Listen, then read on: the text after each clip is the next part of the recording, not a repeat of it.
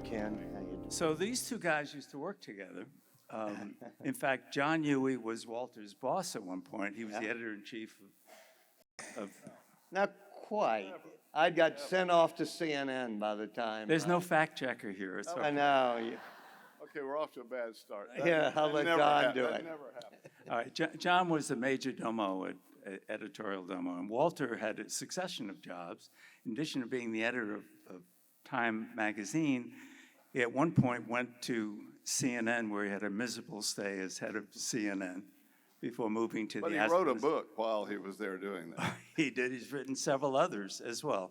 But let's begin by talking about your former boss, Jerry Levin, who died this past week. He, like anyone, dreads that the worst experience of his life will be in the first paragraph of his obituary. And it was. Claimed that he did the worst merger in history when he merged with AOL. Did it deserve to be in the first paragraph? Yeah.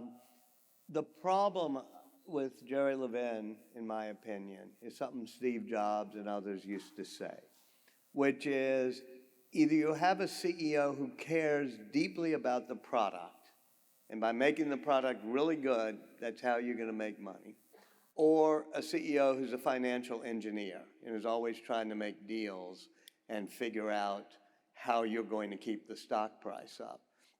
And Jerry Levin talked a lot about his love of journalism and content, but in the end, he was always looking for the next deal. The deal with Ted Turner, the deal with Time Warner, the Warner Brothers, and the deal with AOL. And each one of those was because it was driven by a Wall Street mentality as opposed to let's make each of our products better. I don't know what you think, John. I agree with all that. His part of this problem may have been Pull your mic closer to your mouth. he may have been too smart to be a CEO. He was very smart, and CEOs don't only need to be so smart.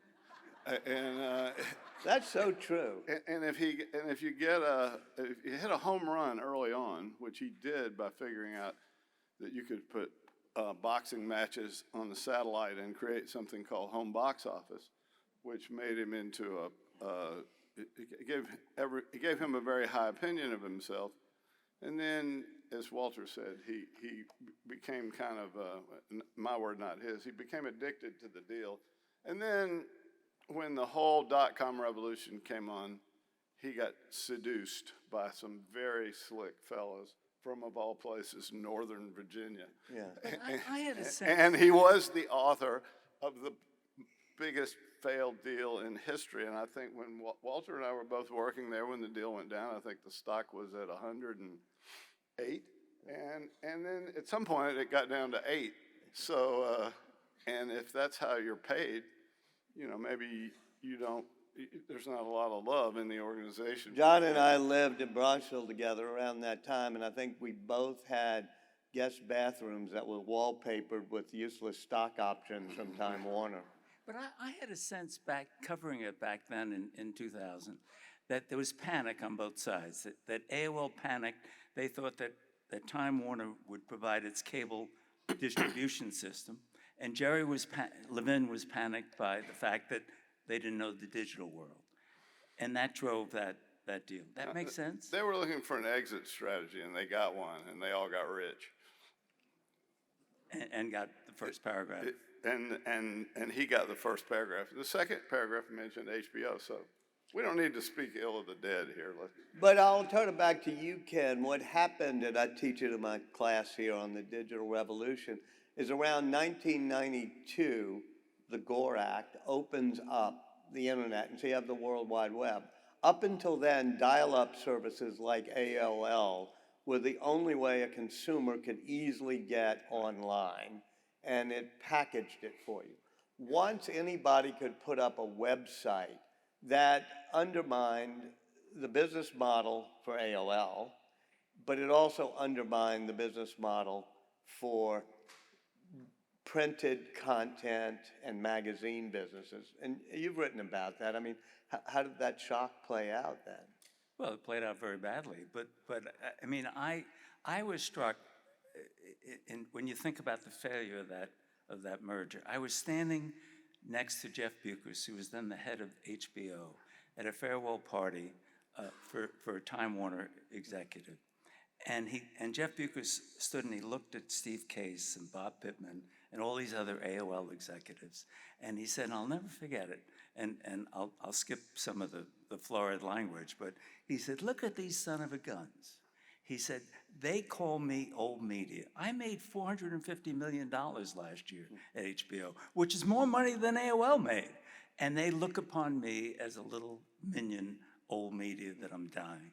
And I always felt that the culture clash really doomed that merger. Make sense? But if you look at products, the people we all dealt with back then had each created an amazing product. Jerry with HBO.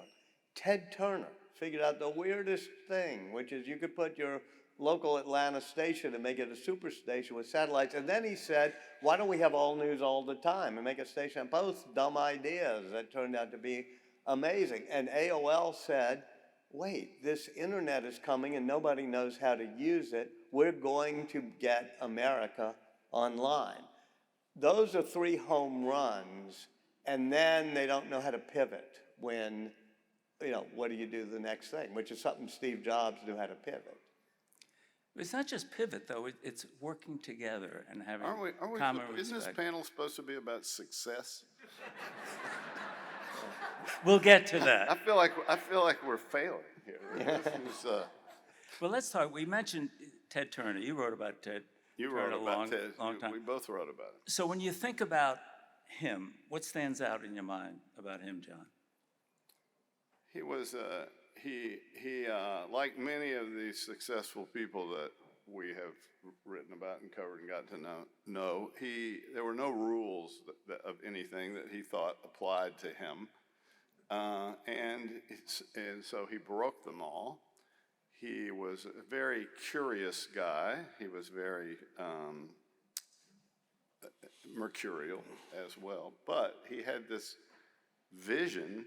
He loved television, and there aren't really that many people when you get into the television business who really actually love television. He didn't really care what was on television. He just loved the idea of so he got, as Walter said, he got his superstation. He had have stuff to put on. He bought a baseball team. He bought the Atlanta Braves. He put them on there. People watched it. And unfortunately for Ted, it wasn't like back a little bit later when you start a technology company and you have somebody on Sand Hill Road giving you all this venture capital. Ted was borrowing money at high interest rates and living paycheck to paycheck. He was a desperate guy all the time, and unfortunately, at some point, he caved and gave up too much of control of his company to John Malone, and then that led to him being subsumed by Time Warner. And since we were talking about Time Warner, let's not forget, he lost $8 billion in the Time Warner merger. So, the AOL Time Warner merger. Still left with many billions behind. Yeah, he came to our company and he pulled his pockets out empty, and he said, I'm just kidding, I still got a couple billion left, but it's not like having. And then he asked for a show of hands. He said, is there anybody out there who thinks I could have done a worse job running this company than they did? And no one raised their hand. It was great moments in failure, but we're here to talk about. Did you have dealings with him when you were at CNN? Oh, definitely, and especially the day of 9/11. He wasn't technically still running I was running it, and wasn't reporting to him, but he had an office in CNN Center. And when 9/11 happened, we're down in the newsroom. It's early in the morning. We're trying to figure out the first plane, and then we see the second plane coming, and we break in, and we have people. And I excused myself from the newsroom and actually climbed the stairs to the 4th floor of CNN Center. And Ted was in his office, and he had been told that he wasn't supposed to be involved with CNN. And I said, Ted, this is why you started the network. You need to come down to the newsroom today. I saw it in a documentary recently of him coming down. He's such a weird dude. He said, well, I said, no, Ted, I'm telling you, come down with me. And he grabbed a sword that he had on his wall, and he brings it down, and he does this talk about this is why we got into this business, we've got to get it right and do it. So he was a true inspiration, and the question about Ted was always crazy or crazy like a fox, the question. And that's true when you say most great leaders are not geniuses, or not the smartest people in the room, which is true. If you look at Steve Jobs, if you look at Ted Turner, if you look at Elon Musk, they're all crazy in a way. Steve, when he finally comes back to Apple, having been kicked out because he was too crazy, he writes a manifesto that becomes the ad for the company, which is, here's to the crazy ones, the misfits, the rebels, the round pegs in the square hole, because the people who are crazy enough to think they can change the world are the ones who do. So in this business, we sometimes have to ask the question, do you really have to be crazy to make a dent in the universe? Ted Turner, when the Time Warner merger went down, I'm sure you remember this, he dressed up in a Confederate officer's uniform and was running up and down the hall all night while they were with that same sword. So yeah, he was a little crazy. But the first time I ever met Steve Jobs was after he had been thrown out of Apple, and he was over at, what was it, Next? Mm-hmm. And I had an appointment to meet him, and I go into the lobby of Next, which was one of these big Silicon Valley cavernous things, and I see that he's sitting in the waiting room where people are waiting to go in. He's not paying any attention to anybody, but he has a couple of people with him, and he has that day's copy of the New York Times or the Wall Street Journal, and he has the latest Apple ad. And he's not at Apple, and he's got a marker, and he's just drawing things around the ad and talking about how stupid this is, and they should have done that. And I'm like, I don't think his head is fully here at Next. But you know, in talking about Jobs and Musk and the craziness, is part of it that the people who come to them aim and they want to hit, the moon, and they would say, no, that's not ambitious enough. Mm-hmm. You want to hit the stars. There's a reality distortion field, as they called it out of the Star Trek episode, they meaning the Macintosh team at Apple, in which he would tell them to do something that was impossible. And he had gone to India when he was young and had a guru who taught him to stare without blinking. And he would stare at him and say, don't be afraid, you can do it. Don't be afraid, you can do it. And your Gorilla Glass story is a great... Well, it's one of many, but yeah, he wanted to have glass for the original iPhone. And he wanted it to be, scratch-proof and beautiful. And he hates the glass coming from China, and somebody says, well, call Corning. They might be able to do it. He talks to Wendell Weeks, who's still the CEO of Corning, and says, I want this type of glass. And Wendell Weeks, they have a meeting, and Weeks says, well, we had a concept for Gorilla Glass, which is sort of what you want. And we invented the formula for it, but we've never manufactured it. And Steve spent about an hour going over the formula and stuff, and said, yes, that's what we need. I need this much by September. We're going to ship for Christmas. And Weeks said, I'm sorry, I told you, we've never made it. We can't possibly do this by September. And I remember I went to do my interview with Weeks. I went to Corning, New York. He said, it's amazing. The guy just sat there in front of me and stared at me without blinking and said, don't be afraid, you can do it. And so and he had done that to Woz. Woz told me that story, and so did Larry Kenyon about and so Wendell Weeks said, well, I called the plant manager we had in Harrodsburg, Kentucky. They were making flat screen. I said, switch over to doing Gorilla Glass. And the manager says, yeah, we can do that. We'll start in about 4 or 5 months. I said, no, I want you to start Monday. And the plant manager says, we're doing it. And Weeks said, I just kept telling him, don't be afraid, you can do it. And the upshot is, that December, every iPhone shipped with Gorilla Glass from Corning, and every iPhone and iPad since then has shipped with Gorilla Glass. Isn't this a theme of... yes. Would you put Bill May Gates... I tell a Sam Walton story, please? Just, You got it. He was obsessed in the early days of Walmart, was growing fast. He always wanted to have all his sales numbers on Friday. Before the weekend came, he wanted to know what was selling, what wasn't selling. He had maybe 100 stores, and people would fly in and they'd give him the numbers. And he finally realized you just couldn't do this with notebooks. So he needed data, and he knew he needed to computerize. So he enrolled himself into a computer class at IBM in New York. He went to New York for a class for computer, and he said, I didn't pay that much attention. He said, I paid enough attention to know what they were talking about, but I was looking around the room because I wanted to hire the smartest guy in the class.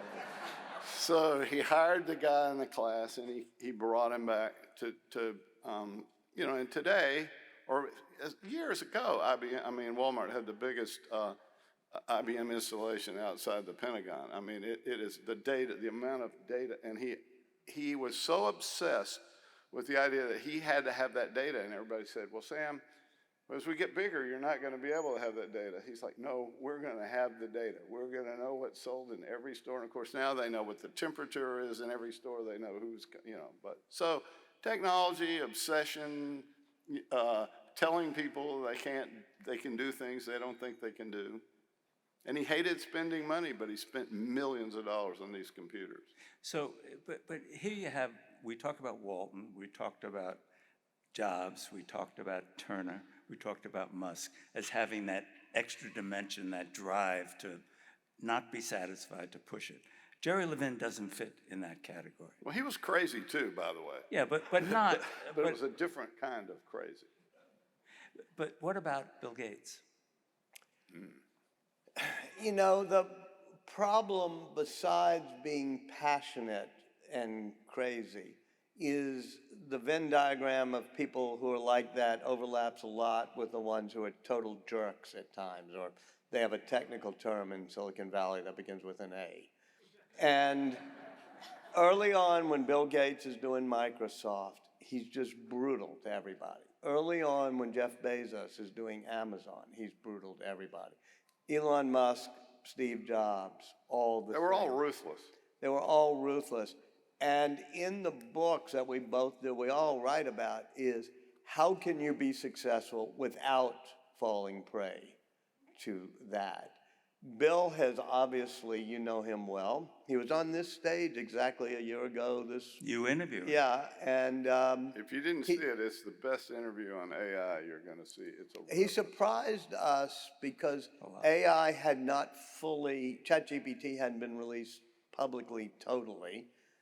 But he just said, I said, what would you be doing now? He says, I'm back at Microsoft working because I'm embedding AI and every student in this room should now figure out whatever your passion is, how are you going to embed AI into it? And it's that ability to look around corners, because I'll get back to the success side, is even though they're jerks, they're seeing around the next bend. They're seeing that the internet's going to change everything, which Bill is able to do. Bezos is saying, this will change retail. And Gates is the exception to the rule of being too smart to be a CEO. He's awfully smart, and He's probably got the greatest intellectual processing power of anybody I've sat across from. However, if you look at him and you look at Steve Jobs, and I'll get in trouble saying this, but Steve Jobs was not nearly as smart conventionally. Is that right, as Bill Gates? Yeah, didn't have, not close. Not even close in terms of that just awesome ability. And yet, Steve had a spiritual feel almost that beauty mattered.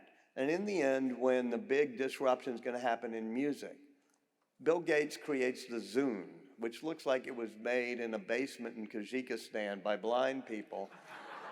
And Steve creates the most beautiful thing you can put in your hand with 1,000 songs called the iPod. And somehow Steve, even though he doesn't have as great of a market share, ends up being more influential in the digital revolution and creating a company more valuable, even though Bill Gates was smarter. He also had incredible EQ, but not in the way that we normally talk about EQ. Normally, when you talk about EQ, you're talking about people who know how to get along and but he could manipulate. He was so masterful. Is that EQ or bullying? Well, he could bully too, but he could lure you. Steve could be very seductive guy. He was a bit of an actor. Wouldn't you say he was a bit of an actor? I think I'm gonna tell a story unless I can catch my wife's eye, and she says, "Don't tell it," which is, I can't see her. Yeah, all right. We were going to. I was reporting on the book. Was flying into Silicon Valley, going to Jobs' house to meet with him, and Kathy had never spent much time with Jobs, and so I texted him and said, "I'm here, and Kathy's with me, but she'll drop me off." He said, "Oh no, have Kathy come to dinner. Lorraine's not here. Just the three of us will be at the kitchen." So I say to Kathy, "Okay, but be careful. You're going to say we took the 101 because it was such a beautiful day." You say, "That's ridiculous. That's stupid. It wasn't a beautiful day. You shouldn't have taken the 101. He's always going to he'll question every premise. He's just can be a real jerk. Well, he spent Kathy comes away after and said, "He's the nicest person I've ever met. You're totally wrong." And I said, That's John's "Okay, EQ, it proved right? John Huey's point." Or he'd reach in his pocket and say, "I got a letter from Bob Dylan today. I want to read it to you." And you're like, "I didn't get a letter from Bob Dylan." We haven't talked about, where do you put Rupert Murdoch in this? Can I ask you a question? No, You're no. doing Rupert. You're doing a great documentary on Rupert. You've written about Rupert many times. You're doing, I think, a New Yorker piece. Walter, do you want me to shoot myself in the foot? Yes. I don't want to. How important, though, do you think Rupert is? Well, if you think about the media moguls of the past, the Hearst, the Beaverbrooks, they were powerful on one continent. Here's a guy powerful on multiple continents. And on politics. And has influence on all those continents, on the political players in that world. So no one has ever in the media world had that kind of range and power as Rupert Murdoch has. Well, he and Ted were once fierce rivals, and whereas Ted went one way for various reasons, Rupert went the other way. And Rupert started out by breaking all the rules again. He got laws. He always was into having laws changed. You weren't able to own a newspaper and a television outlet in the same market. He got all that taken away. And then he bought the New York Post, which has never made any money. Now it's making money. Oh, okay, finally. He lost over $1 billion. But the reason he owned it was because he could torture people in New York, politicians, journalists. I mean, literally, it gave him a power over people like Trump. And same as the Sun in England, the mayor, or the newspapers and he in Australia? expanded the model. He did the same thing in England. And then, when the fair, what do they call it? The law that equal time.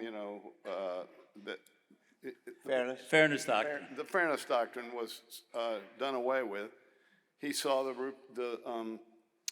Rush Limbaugh model of being on the radio, and you could say, and he turned it into an instrument of political power that I don't think any media mogul since Luce or Hearst? Luce didn't use it for political power. No, I mean, he used it. I think he's absolutely. Oh, he has national.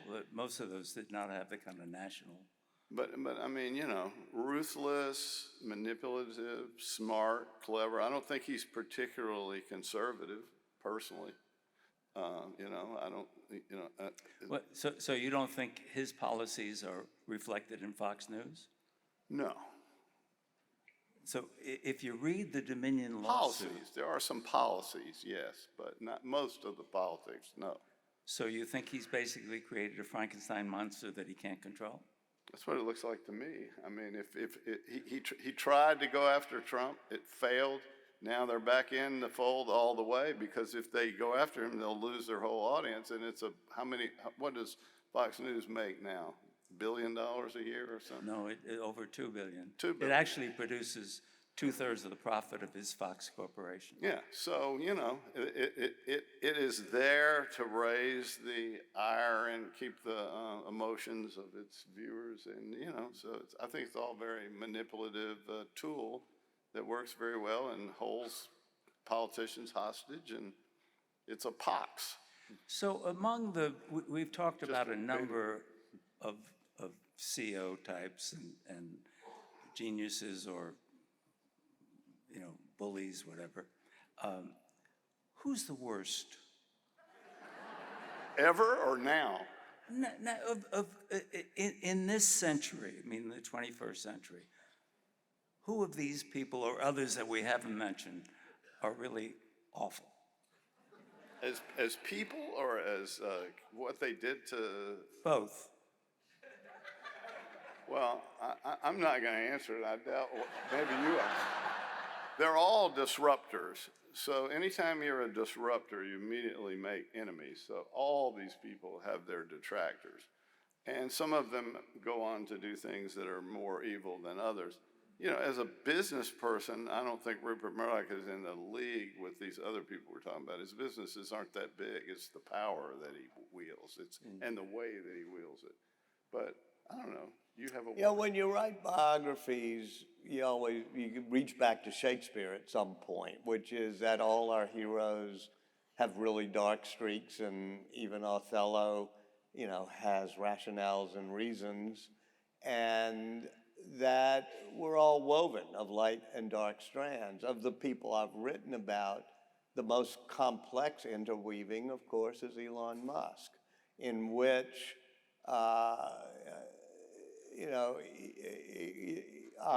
even the best are molded out of faults, is the way Shakespeare ends that.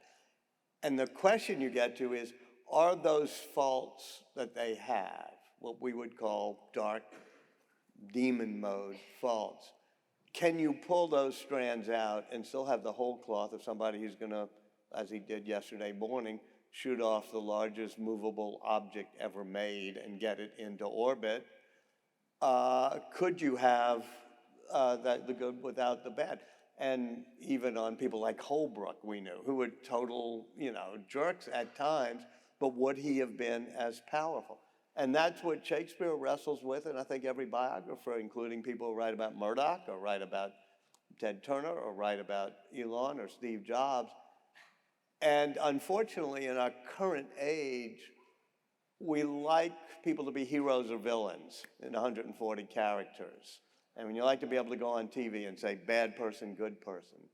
And people aren't that way. Walter, having read your brilliant book on Musk, I mean, clearly you leave the reader with choices. I mean, he's brilliant and he's a jerk.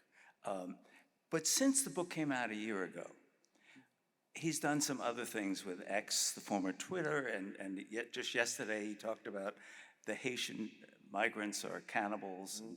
So has it altered your view of him at all? Well, all the bad there is in the book, including the fact that, as his mother said, he's in danger of becoming his father.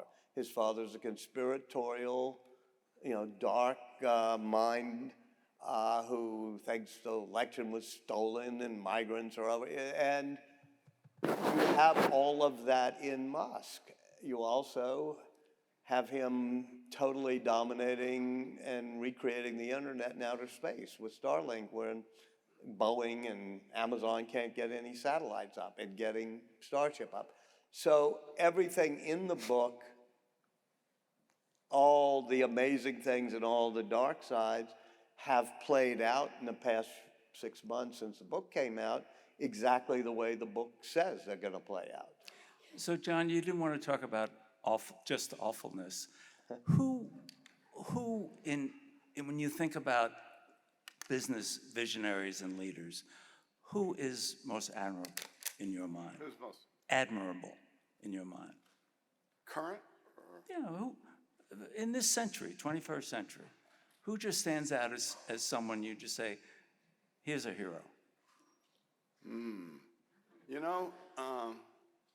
All these guys, and most of them are guys,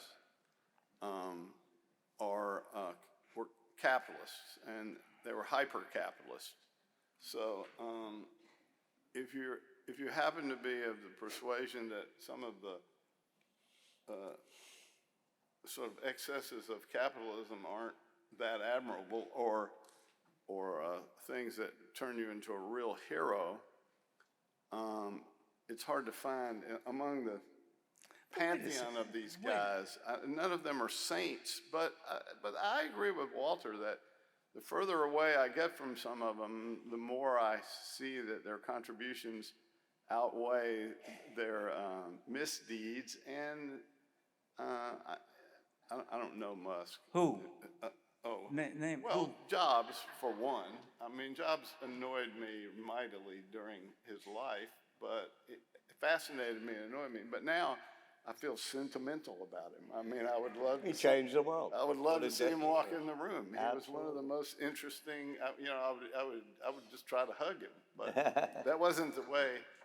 And there's some people who did things that they were really made into heroes during periods of great admiration for capitalism, like, say, Jack Welch at GE. And I think you can there's enough material out there, postscript about him, that makes you think, well, not such an admirable guy. In fact, kind of a bad guy. And I think I copped to that pretty early, although I was guilty of some of the, I was editing Fortune magazine. We couldn't put out a lot of magazines about how bad capitalists were. We tried to find the things about capitalists that we liked. But admirable. There's some people that had great. Who would you say?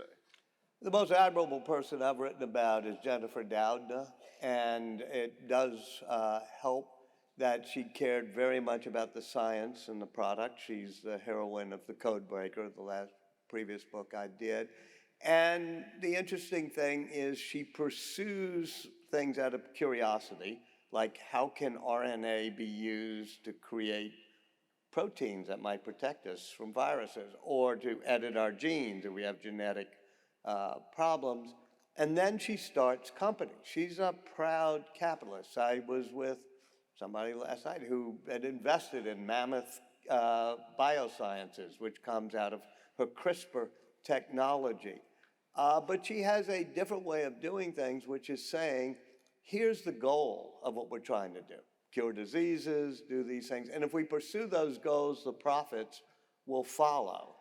And I think that if you want to be a truly admirable game changer, you got to say, what are the larger goals? And in the end, Steve Jobs had larger goals, which is to put things back in the river and to defeat Bill Gates if he possibly could.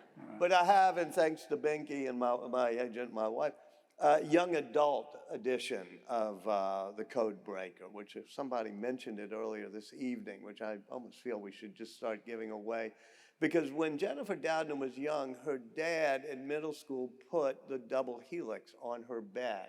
And she didn't know what she wanted to do in life, and she thought it was a mystery story. Then she reads it and realizes it is a mystery about what is life, DNA, how is it structured. And so she changes her mind and decides to become a biochemist. And I think we can all get inspired by lives, and that's what we sometimes try to do, even as we put Jack Welch on the cover of Fortune, is what is it about some people who inspire us? And, with the young adult edition of The Code Breaker, it's like, all right, that should be on the bed of a lot of middle schoolers. I have a new answer. Yeah, we're ready. First, I want to plug the children's version of the Einstein book, too, because that was written for you. I bought it, and I brought it. I wanted him to sign it and say, so you can finally understand the theory of relativity. So what's your new answer? My new answer is, one of the people who I admire the most in 20th century business is sitting in the room, and this is going to sound like an ad, but it isn't. It's very heartfelt, and I'm going to explain this. So there's a guy sitting in the room who graduates from the University of Mississippi.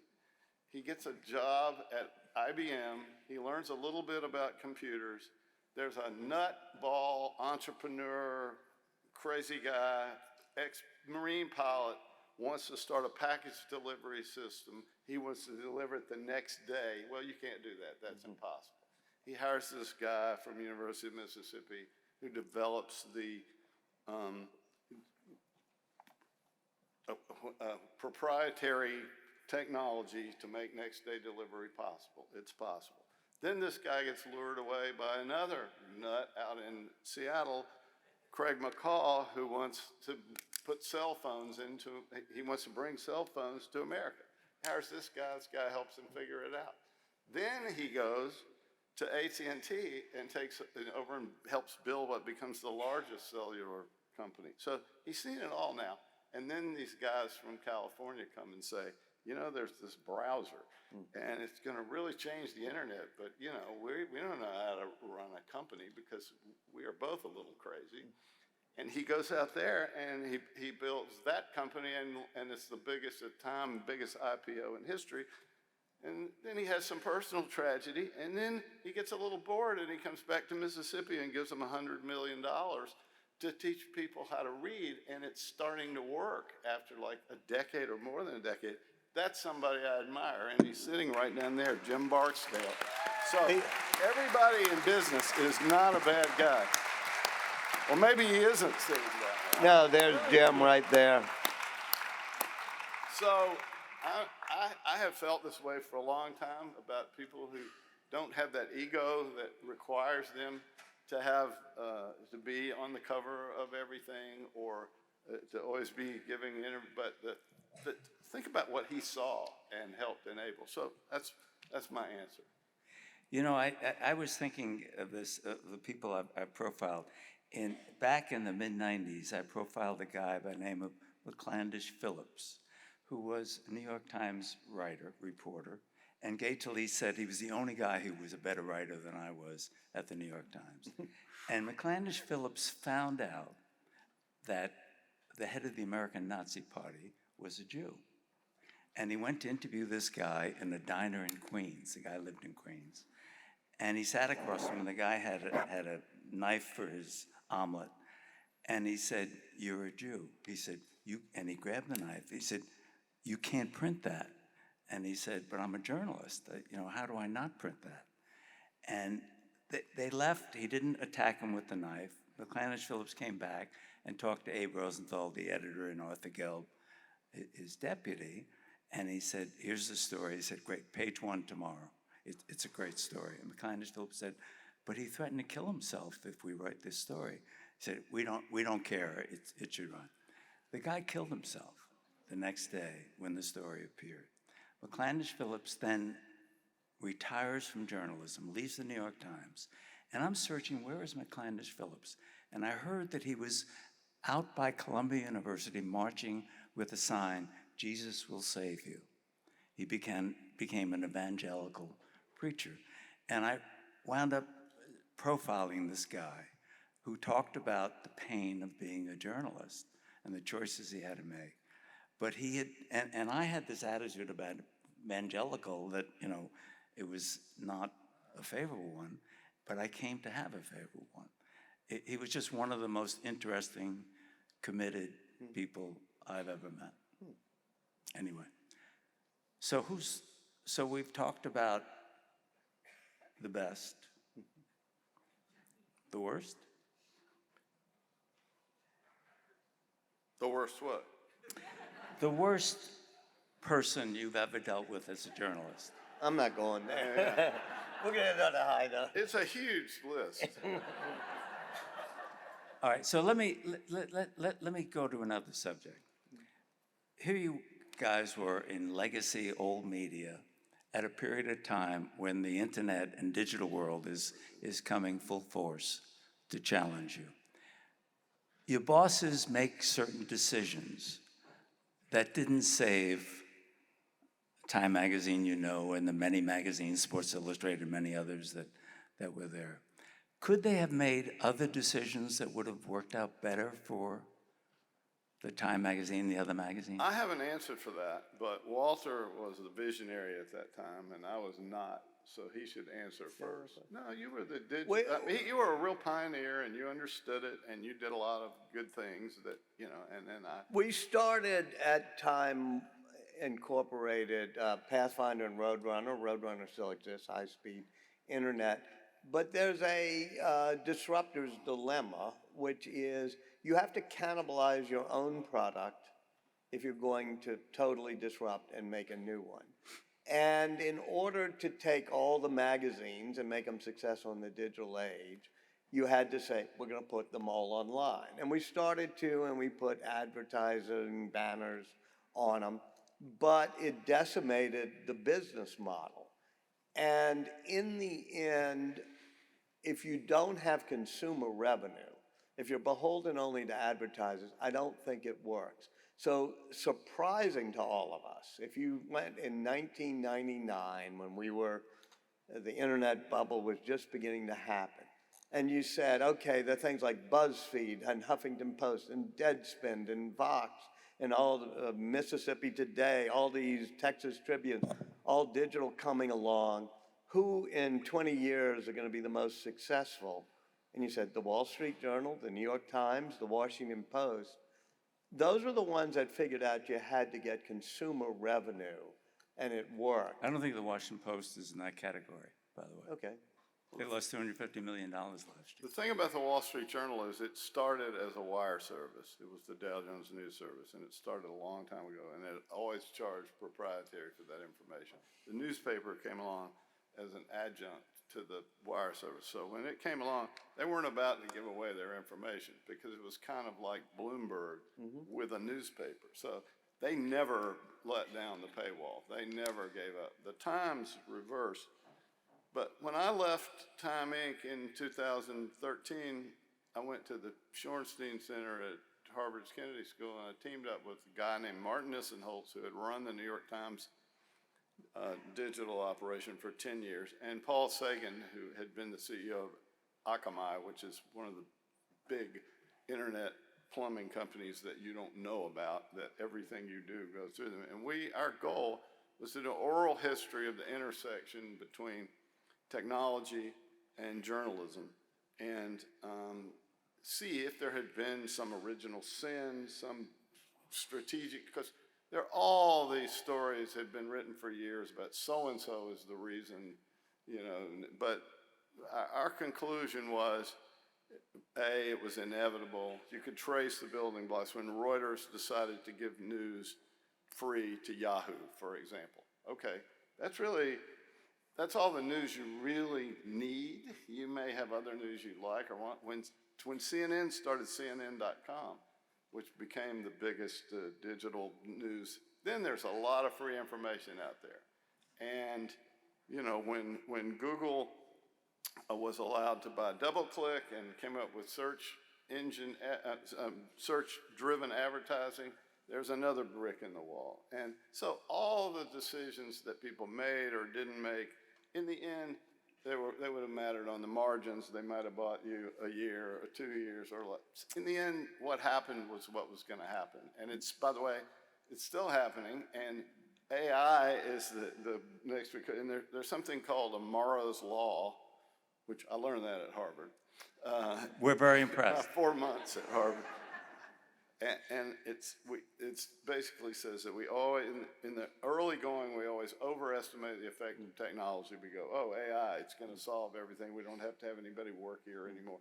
And we always underestimate it in the long run, which is in the long run, you go, oh, it changed the world we're living. Everything was disrupted. So. And let me just add one final point on AI. Is we made a mistake, we in the media business, when the internet came along, the web came along, whatever. Now we're at the big inflection point. New York Times has got a lawsuit on it. Axel Springer's working on it, which is AI. If you ask it, what was the most interesting things at, Bookfest last night, or you ask how are the Saints doing, it will give you the answer beautifully. It will have scraped all of that from the local newspapers, from Twitter feeds, whatever. Journalists and media people, reporters, have to make sure they get paid for the content that becomes the training data for AI in the future. And that will be the battle. On that, thank you, gentlemen. Thank you.